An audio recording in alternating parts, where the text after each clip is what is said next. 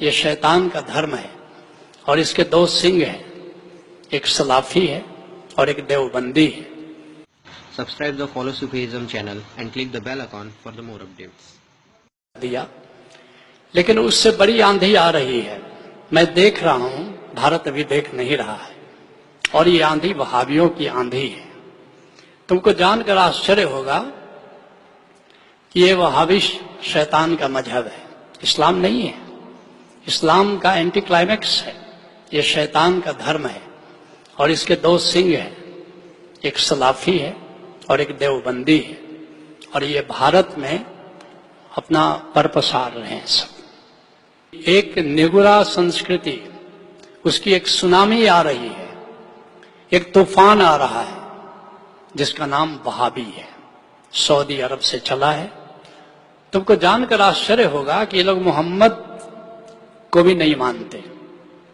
कहते हैं कुरान खुदा की किताब है, क्योंकि मोहम्मद तो एक माध्यम थे, खुदा उनके माध्यम से बोला तो कुरान, लेकिन मोहम्मद जो बोले वो तो हदीस है, और वो तो एक इंसान थे। मोहम्मद जो बोले उसका कोई मूल्य नहीं है। मोहम्मद के माध्यम से खुदा बोला, उसका मूल्य। कौन सा खुदा बोला इसको बिल्कुल नहीं जानते। मोहम्मद को नकार रहे हैं, जीसस को नकार रहे हैं, जितने पीर हैं फकीर हैं उनको नकार रहे हैं। नतीजा ये हुआ कि इस आंधी ने Saudi Arabia, Iraq, Syria, Afghanistan, Pakistan, Kuwait, ये जितने भी देश हैं और जहां जहां मुसलमान रहते हैं, उन सब को डराकर, धमकाकर, मारकर, सूफियों को मारकर वे इस निगुरा मत का, इस शैतानी मजहब का प्रचार कर रहे हैं। और भारत में जितने मुसलमान रहते हैं उतने किसी देश में नहीं रहते। और भारत के मुसलमान जो सगुरा संस्कृति, जो सूफी इस्लाम से नाता रखते हैं, प्रेमल हैं, बड़े प्रेमल लोग हैं, लेकिन इस वहाबी तूफान की चपेट में बड़ी तेजी से आ रहे हैं।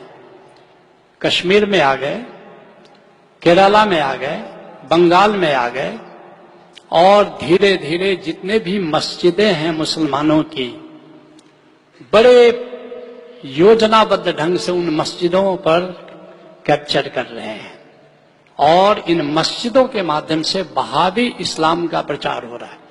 बांग्लादेश सऊदी अरेबिया को खुली छूट दी है कि वहाबी मस्जिदें तुम बना लो, और उन मस्जिदों के माध्यम से वहाबी का प्रचार हो रहा है। बांग्लादेश समझ नहीं पा रहा है, पाकिस्तान समझ नहीं रहा है कि आज जो आग वो लगा रहा है वहाबिज्म की आग, इसमें वो खुद जल रहा है, और ये सीरिया और इराक की तरह पाकिस्तान जलकर खाक हो जाने वाला है वहाबिज्म की आग में। मैं तो पिछले 10 साल से बोल रहा हूं, लेकिन जैसे लोग इतने सोए हुए हैं कुंभकर्ण निद्रा में, वो जागने को तैयार नहीं है। लेकिन मुझे अब खुशी है कि पिछले 6 महीने या 1 साल से अब कम से कम कुछ अखबार लिखने लगे, टाइम्स ऑफ इंडिया, जनसत्ता, ये पिछले 6-8 महीने से कुछ चैनल्स अब थोड़ा समझने की कोशिश कर रहे हैं। लेकिन अभी भी ये भारत के लोग, मुझे जानकर आश्चर्य होता है कि भारत के तमाम संत इतना प्रवचन करते हैं, लेकिन मेरे सिवा कोई भी संत वहाबिज्म के इस खतरे से आगाह नहीं कर रहा है।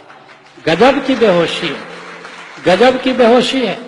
और सियासत के नाम पर जो राजनीतिक दल हैं, ये सारे दल इन वहाबियों को खुश करने में लगे हैं।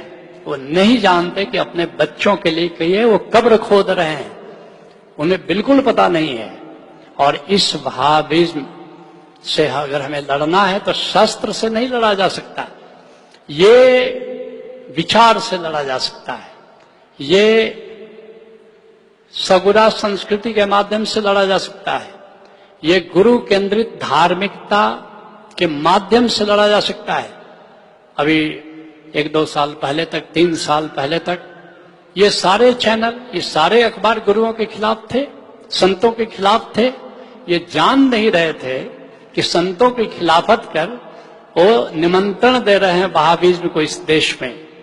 अगर वहाबिज्म से इस देश की रक्षा करनी है तो हमें सदगुरु के इंस्टीट्यूशन को गरिमा देनी है, हमें संतत्व को गरिमा देनी है।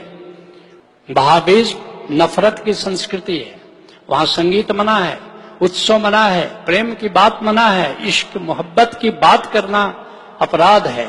और दूसरी तरफ जो ओशो ने एक वैज्ञानिक धार्मिकता दी है जिसमें मोहब्बत है, प्रेम है, उत्सव है, किसको चुनना है? क्या ओशो की धार्मिकता जो प्रेम पर आधारित है, हमें इसको चुनना है, या वहाबियों की जो वहाबियों का मजहब है जो नफरत पर आधारित है, हिंसा पर आधारित है, उसको चुनना है? ये जरा भी समझ अगर हमारे पत्रकारों को है, अगर जरा भी समझ हमारे राजनेताओं को है, तो अभी उनको जागने की जरूरत है और वहाबिज्म को मजहब से नहीं जोड़कर इसको लॉ एंड ऑर्डर से जोड़कर देखने की जरूरत है। जिन जिन मस्जिदों में नफरत का प्रचार हो रहा है, हिंसा का प्रचार हो रहा है, उन पर ताला जड़ देना चाहिए। क्योंकि धर्म का प्रेम, धर्म का नफरत से, हिंसा से कोई सरोकार नहीं है।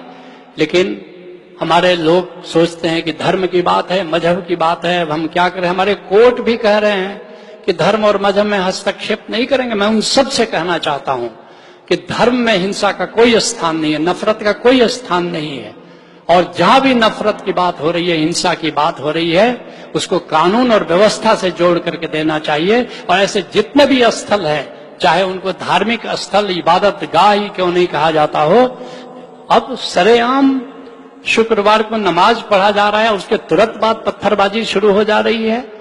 ये कौन सा धर्म है? और क्यों इजाजत हमारी सरकार को देना चाहिए ऐसे धर्म के नाम पर ऐसे हिंसा का प्रचार करने के लिए?